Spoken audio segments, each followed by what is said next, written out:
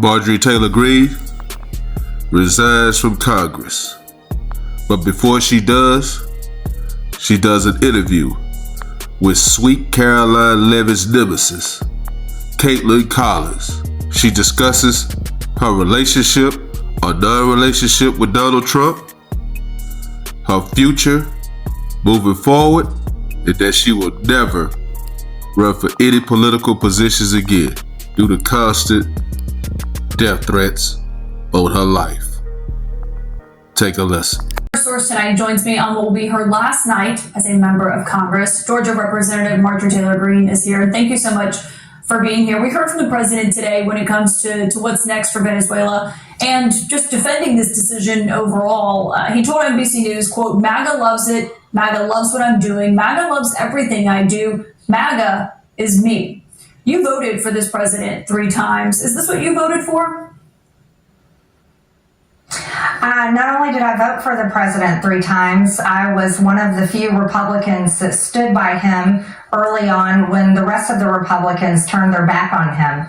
I also campaigned all over the country for him and attended many of those rallies where the campaign promises were no more foreign wars, no more regime change, and putting the American people first. Caitlin, those are the things that I believe on and have stood on in principle, not only in principle, but by actions as well. I never voted to fund Ukraine. I never voted to fund any of the foreign wars, and I worked hard to get rid of foreign aid and funding foreign governments and foreign people. That's what I believe in. However, it is concerning to see what's happening and the direction that the Trump administration is moving in. We can say, thankfully, that Maduro has been arrested. We can say we're happy for the Venezuelan people, but we can also look to all the regime changes before in Iraq and Libya and Syria, and we said the same things for the people of those countries. But then we watch those countries fall into turmoil and civil war, and we watch the rise of ISIS and terrorism, and we watch U.S. troops remain in those countries for a very long time, and many flag-draped coffins come home. And that's what many Americans don't want to see happen. And tonight it is disturbing to see the latest news coming out of Venezuela, where there is chaos and possibly some sort of civil war or sort of chaos and disruption happening. And we care about people, but we care about our country too, Caitlin. And to me, America first is what matters most, and the American people matter most. And I believe the focus should be strong domestic policy to help Americans afford life, afford health care, health insurance, be able to buy a home, an affordable home, and live the American dream. And so I unapologetically support America first. And as an American, it's okay to disagree with the president that I helped to get elected, and it's okay to disagree with other Americans. But what's not okay is for our government to put their full focus on foreign countries. Although I do agree with Marjorie Taylor Greene that the American interest does come first, but safety also comes first in America. And getting rid of Maduro and removing the drug trafficking into the United States is one thing that does put America's first. Do you think that Marco Rubio, Stephen Miller, Pete Hegseth, and J.D. Vance should be running Venezuela, as the president puts it? I would like to see our elected president and vice president and his administration running America. I think that's most important for the American people and our interest. And we have real problems here at home. We're nearly $40 trillion in debt. They've done a great job stabilizing inflation that was record high under the Biden administration. They've done a wonderful job securing the border, and I love seeing the crime statistics go down. But I would like to see a continued focus on domestic policy that helps the American people. That's the country that they are supposed to be running, and I hope that the United States of America is the country they stay focused on running. The White House is arguing they can do both, basically, that they can deal with what's happening in Venezuela and also address those other campaign promises. Do you see it that way if there's not really a clear plan that's been laid out, at least so far, for what happens next in Venezuela? Here's the thing about Caitlin Collins, CNN top analyst. When she doesn't agree with the answer you're giving, she's going to double back and she's going to ask the question again, but in a different way. Again, from an America First standpoint, Caitlin, Venezuela belongs to the Venezuelan people, and they should elect their own government leaders. We have elected our government leaders, the Trump administration, and we've elected them to run America, not to be globalist, not to run other countries, not to pursue regime change and foreign wars. We very much need our government and our government leaders to focus on the American people and the issues that we care about on Main Street, USA. It sounds like you think the president is breaking a campaign promise. I know the campaign promises that I made, Caitlin, and that's America First. And I've stuck with those. I've said no more foreign wars, no regime change. That's why I always voted against it and never voted to fund any of the foreign wars. That's why I'm able to say I don't think this is a good thing. Of course, we want the people of Venezuela to have freedoms, and we want them to have a good, stable government. And of course, Maduro is a bad guy, and administrations in the past, the Biden administration before that, all were putting out bounties on his head. Of course, I can say killing Americans with illegal drugs is bad, and I'm fully against it, and that's why I impeached Secretary Alejandro Mayorkas. Those were my articles of impeachment that passed the House. So I can have all of those views and at the same time say I very much want our American president and his administration to focus on America first. You have been very outspoken as a member of Congress. As of tomorrow morning, you're no longer going to be a member of Congress. How do you plan to hold a role if you're no longer in that position of power? What do you think that looks like for you going forward? Well, thankfully, I get to be an American citizen, just like I was before I became a member of Congress.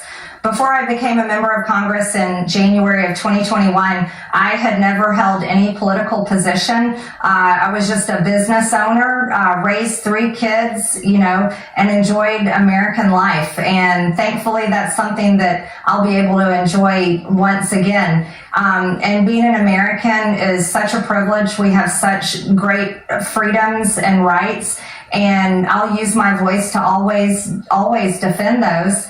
But I've thankfully held the job title representative, Caitlin, and I think the job title speaks everything for the job.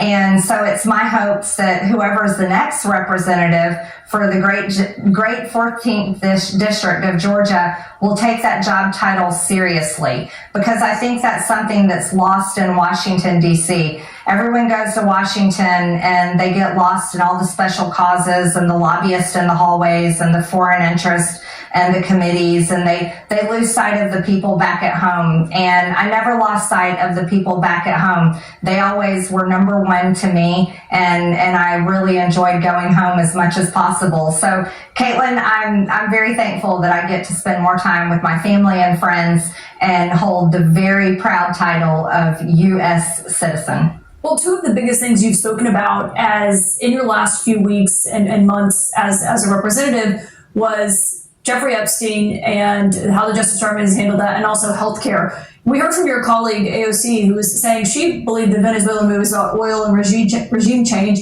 And she said, quote, "They need a trial now to pretend that it isn't, especially to distract from Epstein plus skyrocketing healthcare costs." Is that something that you agree with?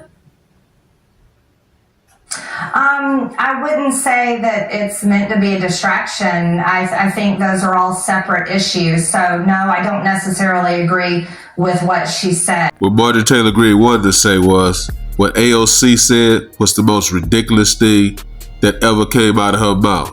For her to say, for Donald Trump to go out there and arrest Maduro was a distraction from the Epstein files and rising healthcare costs, is ridiculous.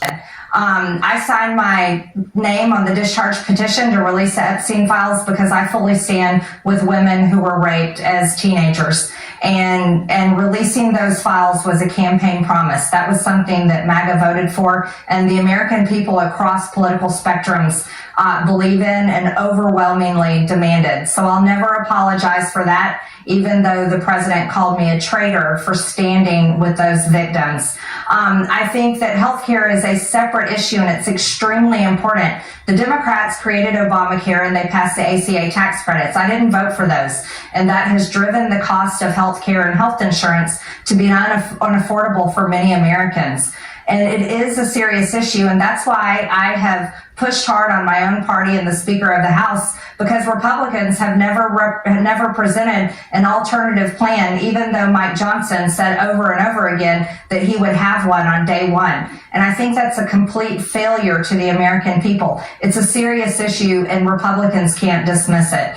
But another serious issue is regime change and foreign wars. And I really hope to see the American people push back and say, let's focus on the United States of America, Mr. President, because that's what the American people deserve.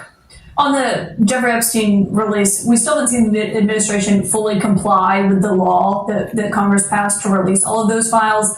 They say they're still going through millions of them, that it could take maybe until the end of January. It's not really clear. Do you trust that they will ultimately release everything they are legally required to put out there? Even though the Epstein files have not all been released, Marjorie Taylor Greene is on record saying there's no evidence of Donald Trump doing any wrongdoing to those young ladies. At this point, Caitlin, after serving under the Biden administration and now under Republican Trump administration, many things in Washington stay the same, no matter who is in charge. And I think that's something that most Americans have come to realize. So I won't trust anything happens until I actually see it happen with my own eyes.